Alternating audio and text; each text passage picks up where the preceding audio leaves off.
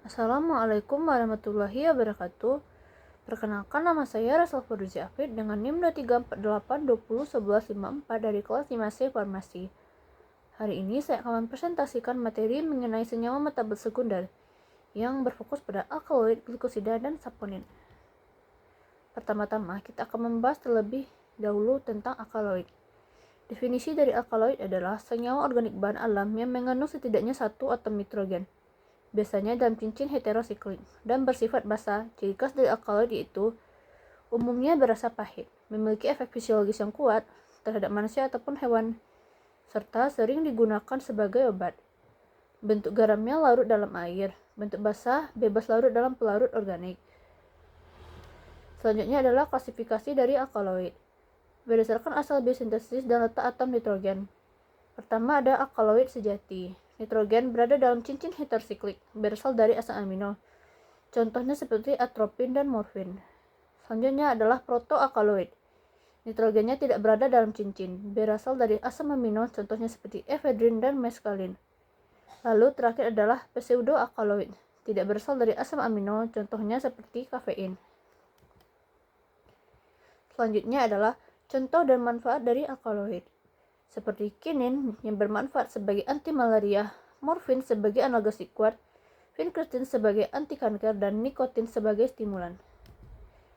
Selanjutnya adalah kita akan membahas mengenai glikosida.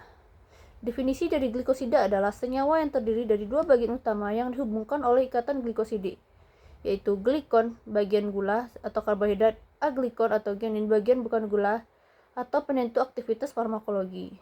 Sifat dari glikosida adalah mudah terhidrolisis oleh asam atau enzim menjadi bagian gula dan aglikonnya. Selanjutnya adalah klasifikasi glikosida berdasarkan jenis aglikon atau efek terapinya. Pertama adalah glikosida jantung yang berfungsi mempengaruhi kontraksi otot jantung. Contohnya seperti digoksin dari digitalis lanata. Yang kedua adalah glikosida flavonoid sebagai antioksidan. Contohnya seperti rutin dan quercetin. Lalu yang terakhir adalah glikosida anthraquinone sebagai pencahar ataupun laksansia. Contohnya seperti senma dan aloe. Lalu selanjutnya adalah saponin. Definisi dari saponin adalah kelompok glikosida yang memiliki kemampuan membentuk busa yang stabil jika dikocok dengan air. Karakteristik utama dari saponin itu bersifat hemolitik atau mampu memecah sel darah merah jika masuk ke pembuluh darah, berfungsi sebagai sabun alami atau surfaktan, serta memiliki rasa pahit dan tajam.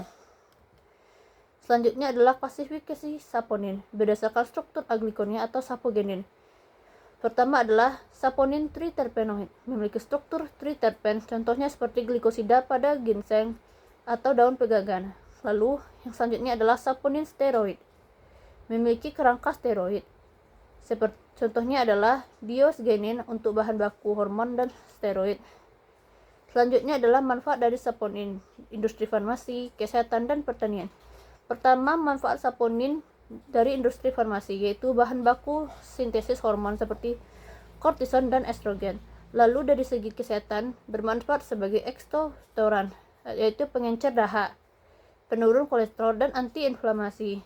Lalu dari sisi pertanian, bermanfaat sebagai molekulisida, yaitu pembasmi siput. Terakhir adalah perbandingan antara alkaloid, glikosida, dan saponin. Yang pertama dari alkaloid, untuk unsur khasnya itu adalah nitrogen, sedangkan dari glikosida itu sendiri adalah gula ditambah dengan aglikon. Lalu dari saponin, unsur khasnya itu adalah aglikon, steroid, atau terpen. Selanjutnya itu adalah ciri fisik dominannya. Nah, kalau alkaloid itu basa dan pahit, glikosida itu terhidrolisis, sedangkan saponin itu berbusa atau hemolitik. Yang terakhir itu adalah contoh utama. Contoh utama dari alkaloid adalah morfin, kafein.